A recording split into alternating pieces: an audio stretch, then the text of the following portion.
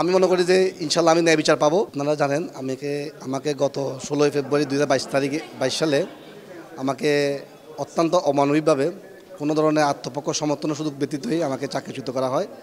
তো চাকরিচ্যুত করার পর আমার প্রতি যে বৈষম্য এবং যে অন্যায় শিকার হয়েছি সেই বৈষম্য এবং অন্যায় শিকারের বিষয়টি আমি পুনর্বিবেচনার জন্য আজকে এই প্রেক্ষাপট পরিবর্তনের পর আমি মনে করছি ন্যায় বিচারের স্বার্থে আজকে আমি এই কমিশনে এসেছি।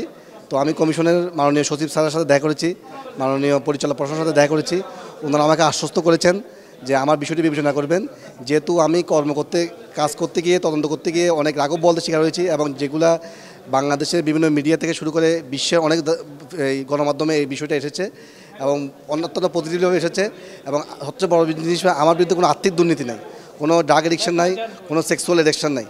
তো আমি মনে করতেছি আমি আমার কর্তব্য পালন করতে, হ্যাঁ কিছু ভুল ত্রুটি হতে পারে, এটা মানুষ, তো আমি তো ফেরেশতা না। তো সেই অনুযায়ী আমি আজকে আসছি কমিশনে।